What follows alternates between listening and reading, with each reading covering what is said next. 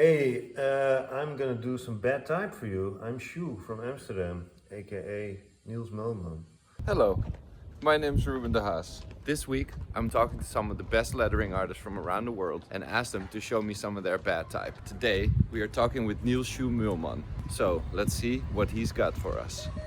Welcome to episode number 4 of Goodtype Goes Bad Type. Tweede etage. Okay. There he is. Hey. Anything but Helvetica. So this logo, it's kind of nice. I mean, that's the original Calligraffitti logo, but then I made it on the street with like this garden insecticide thing. Okay. Spraying it, and it was like almost no control. Back then it was like, oh shit, I'm fucking it up. But now it's actually looking pretty good. Same as here, like this is when I first started combining calligraphy and graffiti, and then calling it Calligraffitti. I wouldn't do it like this anymore. I'm always working in between calligraphy, graffiti, type design, but actually now I'm just a painter, so I'm painting with the skills that I used before. So I don't want it to be too perfect, but in a way you're looking for something perfect. So you're looking for letter shapes, but then I'm not designing a logo, I'm making a painting. Yeah. So there is a very much difference. Why are you making art? I think I make art because I just want to. You are the only judge of what you do, and if you do design or architecture or whatever, there's a million people who have an opinion about it and telling you should do it like this or that. And if you make art, you shouldn't listen to anybody. The combining of graffiti and calligraphy and naming it Calligraffitti was something that was very good as a catapult, to start off. And that, I mean, Calligraffitti became a worldwide art movement. There's so many people doing it in so many different ways. And that's where it's interesting to have this idea with bad type, because you're looking for aesthetics, but you don't want it to be just regular stuff, it has to be something special, something new. And sometimes you really have to let go of the ideas that you have, the control that you have. You're always making choices when you draw or when you paint.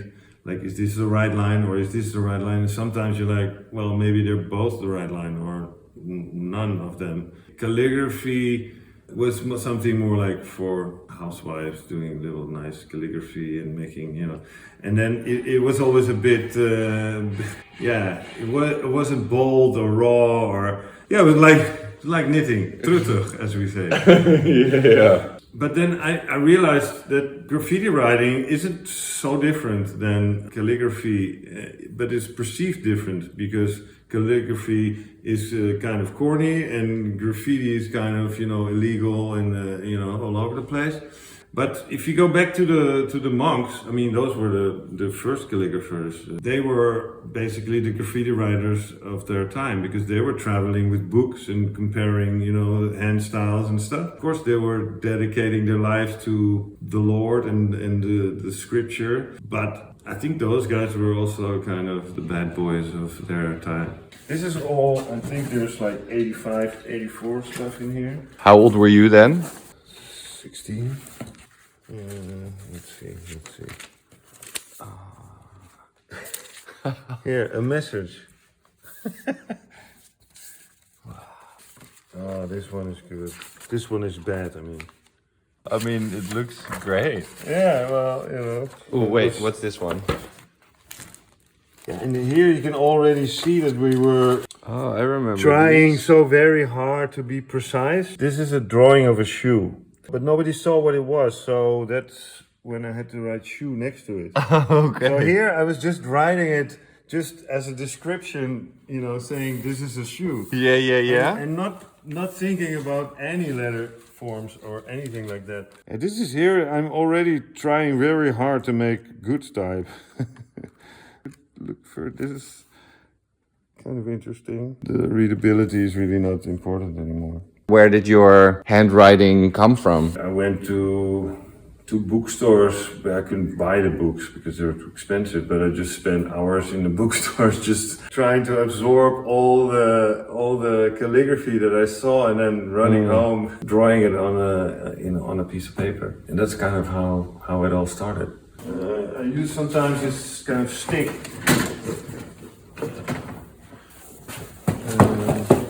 Yeah, here.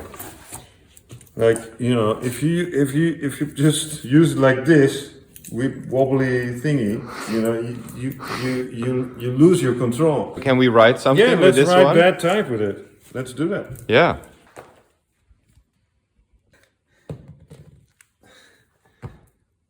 Oh, yeah.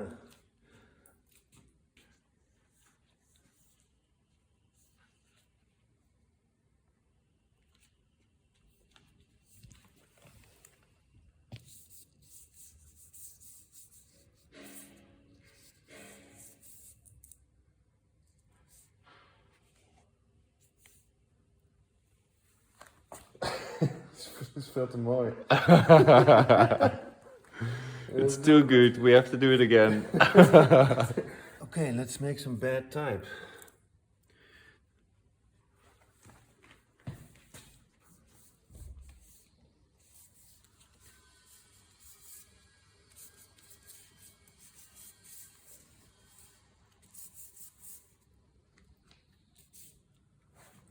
Do one more, but with the eyes closed.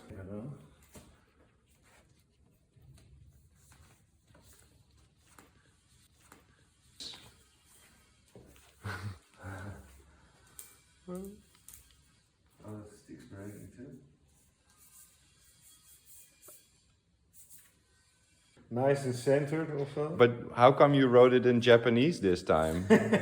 But you can also see here, this B shape, like you can tell it's somebody who's done it before, you know? You can never do it like somebody who's never done it. It's impossible. Yeah, you can't take away the muscle memory. Exactly. I want to see some bad type. I don't have any. I have none. Going back to 1980, these letters are pretty bad. Why did you want to show your bad type? I mean, I don't believe in good or bad. It's just, you know, something is good for someone in a certain time and bad for the same thing can be bad for someone else in the same time or in a different time or for somebody else. That's nice. So that was already episode number 4 with Niels Meulman. Tomorrow we're back with the 5th and final episode of Bad Type. We are going full circle and talking to Bodie Robinson, who is the founder of Goodtype. See you tomorrow.